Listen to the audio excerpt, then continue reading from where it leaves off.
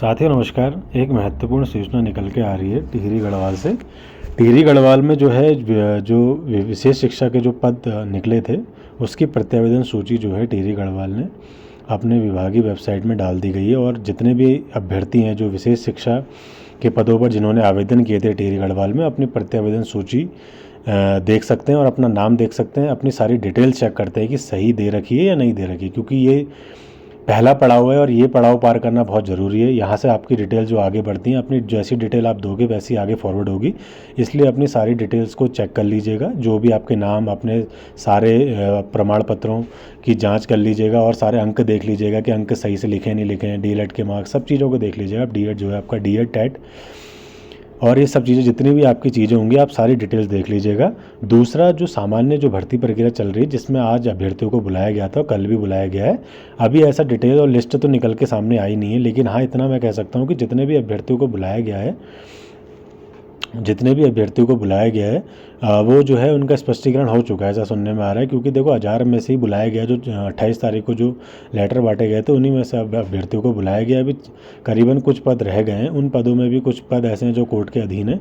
अब जिन पदों में बचे हुए हैं, अगर उसमें भी अगर हम लोग वेट करें तो चाहे तो चांसेस हैं कि आ जाए करके। अब देखिए कुछ कह नहीं सकते अभी कि कितना टाइम लगेगा या क्या, कब तक लिस्ट जारी हो सकती है, ऐसा कुछ कंफर्म नहीं है। लेकिन फिलहाल अभी हम लोग क्या कर सकते हैं, वेट ही कर सकते हैं और आने वाले एग्जामों की तैयारी कर सकते हैं। ठीक है, बाकी इस न्यूज़ को समझ लेते हैं क्या क्या इसमें बोला गया है। ठीक है, प्रेषक जिला शिक्षा अधिकारी टिहरी गढ़वाल के द्वारा भेजा गया 20 फरवरी आज की डेट में।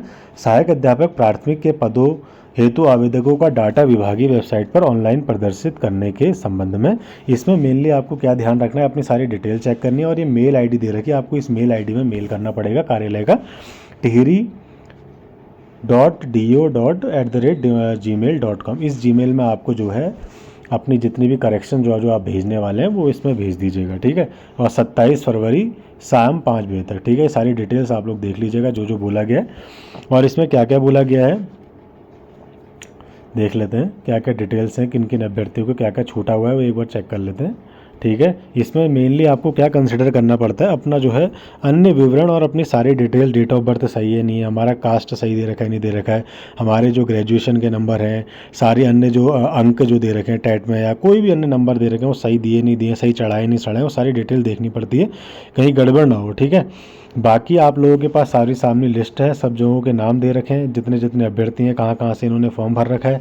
देखिए जिसकी उसमें कुछ गड़बड़ है तो हिसाब से बोलेगा। देखो आरसीआई आपका एक्सपायर्ड हो चुका है तो इसके उसमें बोला गया है कि इनका आरसीआई एक्सपायर्ड हो गया, वो सामने लिख देते हैं। आपके उसमें अगर कोई किसी चीज़ की कमी है, आपने जब आवेदन किया था अगर उसमें कोई आपकी कमी पाई जाती है तो इसमें लिख दिया जाता है कि हाँ ये आपके उसमें कमी है। अगर कुछ नहीं लिखा है तो यानी कि आपका सही है। लेकिन अगर आपको फिर भी लगता है कि मेरे नाम में गड़बड़ है, मेरी डेट ऑफ बर्थ में गड़बड़ है, तो आप ये चीज़ें उनके सामने प्रस्तुत कर सकते हैं। ठीक है, अगर डेट ऑफ बर्थ में गड़बड़ है तो हाई स्कूल का दे सकते हैं, नाम में गड़बड़ तब भी हाई स्कूल का प्रमाण पत्र आप उनको फॉरवर्ड कर सकते हैं। अपने प्रमाण, हमने जो पुरानी वीडियोस देखी होंगी आप उसमें देख सकते हैं कि कैसे इसका फॉर्मेट बनाना है और क्या क्या चीज़ें इसमें डिटेल्स लिखनी है। अगर आप हमारे सामान्य जो भर्ती थी उसमें जब प्रत्यावेदन की सूची जारी की थी तब उस टाइम हमने ये वीडियो अपलोड की थी कि कैसे कैसे आपको इस काम को करना है और कैसे इसको फॉरवर्ड करना है। ठीक है, बाकी देख लेते हैं और क्या क्या मेनली इसमें कमी देखी गई है। और एक और देखो इसमें लिखा है graduation and D Ed document not attach, इन्होंने मतलब ग्रेजुएशन और डीएड के डॉक्यूमेंट्स अटैच नहीं कर रखे, ऐसा बोला गया है। देखिए जो जो आपकी उसमें कमियां होंगी ना उसमें लिख दिया जाएगा। तो आप लोग जो सोचते हैं कि प्रत्यावेदन सूची क्यों आती है, क्या आता है, तो इसमें मेनली ये देखा जाता है। देखो इसमें क्या लगा, यूपी का डोमिसाइल है, domicile not attach, UP domicile not attach, जो कमी होंगी वो इसमें लिख दी जाएंगी और आप लोग जो है इन कमियों का निस्तारण कर देंगे कार्यालय के मेल आईडी में डाल के। ठीक है, बाकी प्रत्यावेदन सूची के रिगार्डिंग आपके कोई भी प्रश्न होंगे आप मुझसे पूछेगा, क्योंकि हमने प्रत्यावेदन सूची से रिलेटेड और इसकी जानकारी से रिलेटेड कैसे इसमें काम करना है और कैसे इस चीज़ का निस्तारण करना है हमने सब बता रखा है। आप लोग वीडियोस देख सकते हैं पुरानी भी, और अभी भी आपके कोई प्रश्न होंगे तो मैं आपको बता दूंगा इसमें क्या क्या आपको करना पड़ेगा। ठीक है, बाकी वीडियोस देखने के लिए धन्यवाद।